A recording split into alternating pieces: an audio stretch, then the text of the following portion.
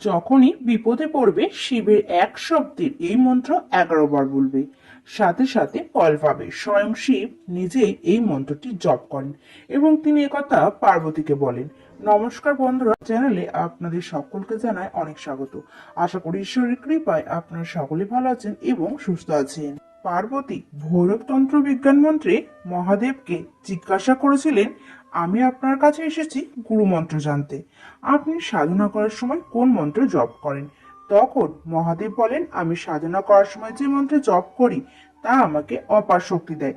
তাই বন্ধু, এবার ভেবে দেখুন যে মন্ত্রটি স্বয়ং মহাদেবকে পর্যন্ত শক্তি প্রদান করতে পারে, সেই মন্ত্রটি কতটা শক্তিশালী। তবে এই মন্ত্রটি পাঠ করার নির্দিষ্ট একটি নিয়ম রয়েছে, যা জানতে আপনাদেরকে অবশ্যই আজকের ভিডিওটি শেষ পর্যন্ত দেখতে হবে। ভিডিওটি শুরু করার আগে আপনারা যারা এই চ্যানেলে নতুন তারা অবশ্যই চ্যানেলটিকে সাবস্ক্রাইব করুন এবং বেল বাটনটিকে প্রেস করুন এরকম আরো অনেক নতুন ভিডিও নোটিফিকেশন পেতে। চলুন এবার শুরু করা যাক। বিদেশ থেকে নাসায় কর্মরত এক বৈজ্ঞানিক আমেরিকা থেকে দিল্লিতে নামলেন। তারপর সোজা নিজের বাড়ি গেলেন। বাড়ি ফিরে তিনি নিজের 19 বছরের মেয়েকে অনেক আদর করলেন। টানা 5 বছর পর তিনি দেশে ফিরেছেন। এই আনন্দে সব পরিবারে তারা করতে গেলেন। তারপর বাড়ি ফিরে নিজের স্ত্রীর মুখে তিনি এমন একটা কথা শুনলেন যা তাকে চমকে দিল। তার স্ত্রী তাকে বলল, তার 19 বছরের মেয়ে নাকি মাঝে মধ্যে নিজের জ্ঞান হারিয়ে মাটিতে পড়ে যায় আর তারপর অদ্ভুত রকমের আচরণ করতে শুরু করে। সেই কারণে তাকে বহুবার ডাক্তারও দেখানো হয়েছে, কিন্তু কোনো ফল হয়নি। স্ত্রীর মুখে এই কথা শুনে সে তখন ভাবলো হয়তো তার মেয়ের সাইকোলজিক্যাল কোনো সমস্যা হয়েছে, যা যে কোনো সাধারণ ডাক্তারের পক্ষে ধরা সম্ভব নয়। তাই তাদের মেয়েকে তারা দুজনে মিলে ঘুরতে নিয়ে যাওয়ার নামে আমেরিকায় নিয়ে এলেন। আমেরিকায় এক মহান সাইকোলজিক্যাল ডাক্তার তাদের মেয়ের বিভিন্ন পরীক্ষা করলো, কিন্তু আশ্চর্যের বিষয় সেও কিছু ঢুকতে পারলো না।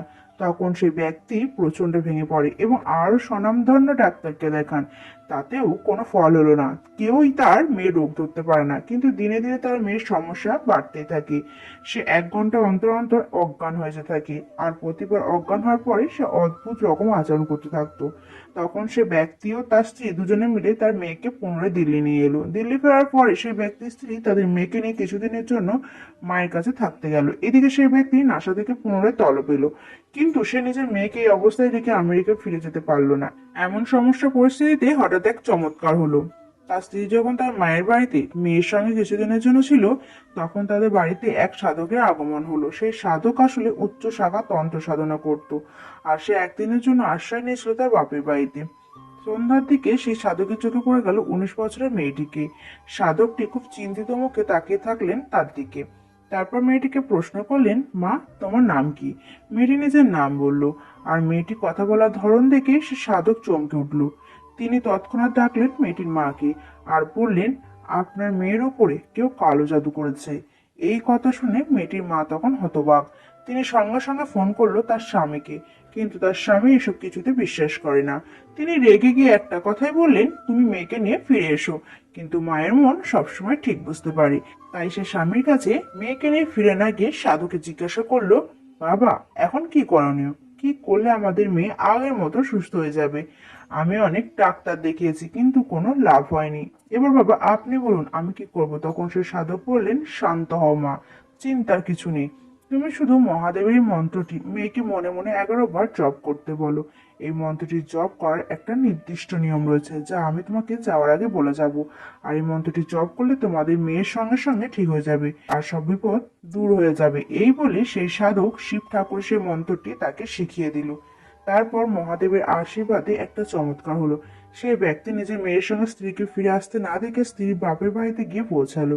সেখানে গিয়ে সে দেখলো তার স্ত্রী একটি মন্ত্র পাঠ করতে তাদের মেয়েকে সাহায্য করছে, আর তাদের মেয়ে একটি বিশেষ ভঙ্গিমায় বসে একটি মন্ত্র জপ করছে।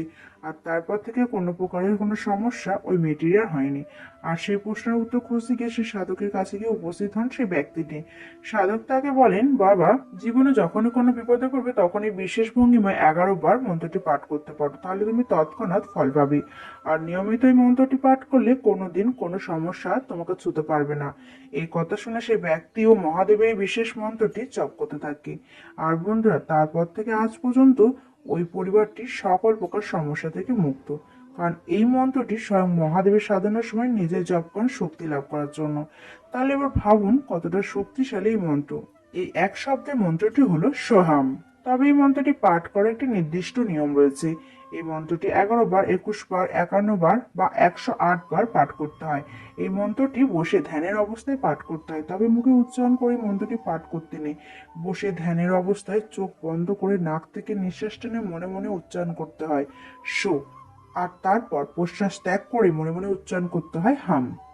অর্থাৎ নিঃশ্বাস নেওয়ার সময় শো আর নিঃশ্বাস ছাড়ার সময় হাম। অর্থাৎ শ্বাসে প্রশ্বাসের মন্ত্রটি চলবে। এইভাবে প্রতিদিন মন্ত্রটি পাঠ করলে কোনো প্রকার সমস্যা আপনার জীবনে আসবে না। আর আপনি এই মন্ত্রের অসীম শক্তির মাধ্যমে যে কোনো অসাধ্যকে সাধন করতে পারবেন, নিজের মনের উপরে নিয়ন্ত্রণ রাখতে পারবেন আর মহাদেবের আশীর্বাদ লাভ করবেন।